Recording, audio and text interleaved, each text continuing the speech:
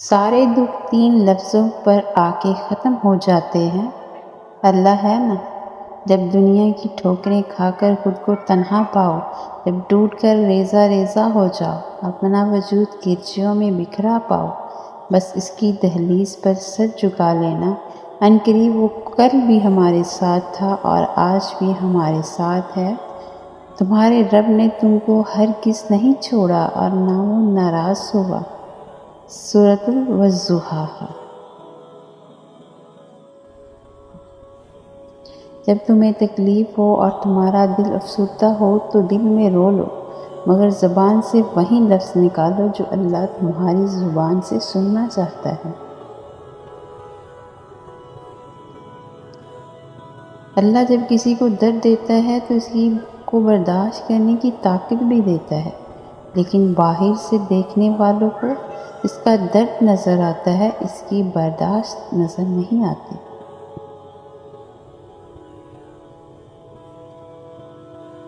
آزمائشیں دراصل سجدے کی تڑپ کا احساس کرانے آتی ہیں۔ اللہ سے صبر اور نماز کے ذریعے مدد طلب کیجیے۔ مانگنے پر اللہ کیا نہیں دیتا، بس شرط یہ ہے کہ مانگا اسی سے جائے۔ جب تمہاری کہانی ایسے موڑ پر کھڑی ہو جہاں تم بے بس ہو جاؤ، کوئی راستہ نظر نہ آئے، صبر اپنی آخری حدوں کو پہنچ جائے، تو جان لینا کہ اللہ جل جلالہ ان جاننے راستوں سے تمہارے لیے مدد بھیجنے والا ہے۔ تمہاری آزمائش کا اختتام ہو چکا، اب وہ تمہیں معجزوں کی راہ دکھانے والا ہے۔ جب تم سجدے پہ سجدہ کرتے ہو، جب تم سانس لیے بغیر بے ساختہ اس کا نام پکارنے لگتے ہو، تب وہ تمہیں دیکھ کر مسکراتا ہے، تب وہ تمہارے یقین کا بھرم رکھ لیتا ہے اور تمہارے مان کی لاج رکھ لیتا ہے، سارے وسوسوں کو ختم کر دیتا ہے۔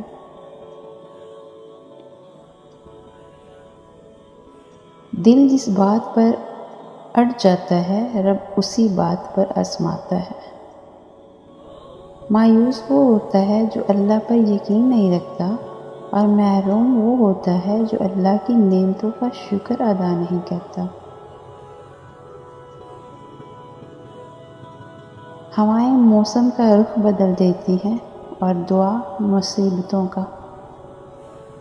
اپنے نقصان پر ہرگز غم زدہ نہ ہوا کریں، کیونکہ اللہ آپ سے اس وقت تک کچھ واپس نہیں لیتا جب تک اس سے بہتر آپ کو عطا نہ کرے۔ اپنے رب سے مانگیں، دل کھول کر مانگیں، وہ چیز جو آپ کو لگتا ہے کہ ناممکن ہے وہ بھی کہہ ڈالیں، اس کے لیے کچھ ناممکن نہیں، اس نے تو صرف کن کہنا ہے۔ وہ چاہتا ہے تمہیں تحفہ دینا، تبھی تو تمہیں آزمائش میں ڈالا ہے۔